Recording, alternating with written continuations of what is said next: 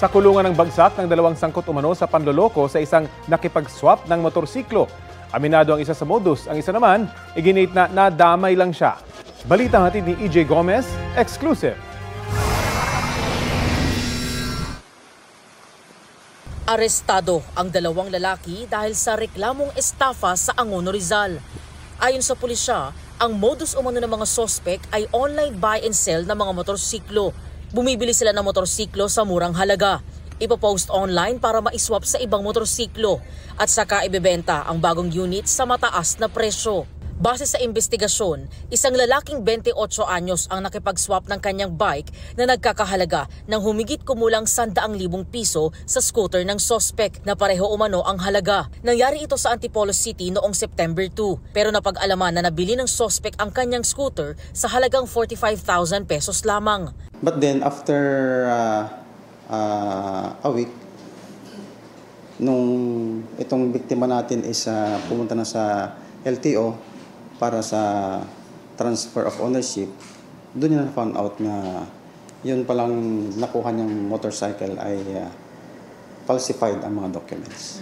Sinubukan daw ng biktima na kontakin ang nakatransaksyon pero nakablock na ang kanyang number. Pinuntahan din daw niya ang sinabing address ng suspect na napag-alaman ng peke rin. Nag-post siya ngayon doon sa isang online group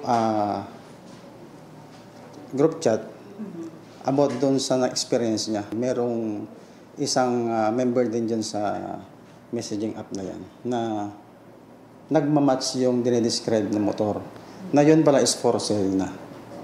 And that person is actually having a transaction para bilhin itong motorcycle na to.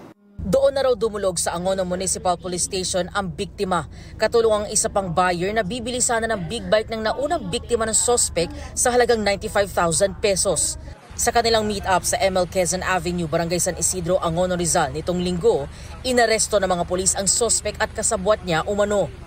Ayon sa suspect, taong 2019 nang magsimula siya mag-buy and sell ng mga bike na kalaunan ay na-upgrade sa trading ng mga motor. Aminado siya sa kanyang modus pero aniya na biktima lang din daw siya ng napagbilhan ng motor sa online.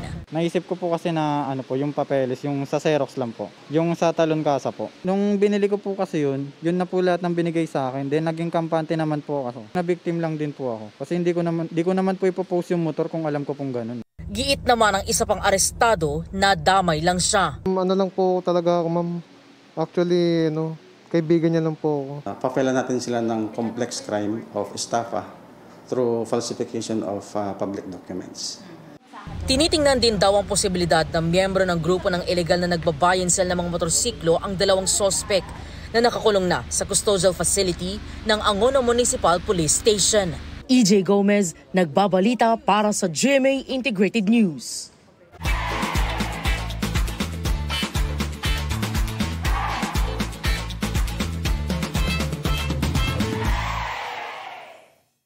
Kapuso, alamin ang maiinit na balita. Bisitahin at mag-subscribe sa GMA Integrated News sa YouTube. Sa mga kapuso abroad, samahan nyo kami sa GMA Pinoy TV at sa www.gmanews.tv.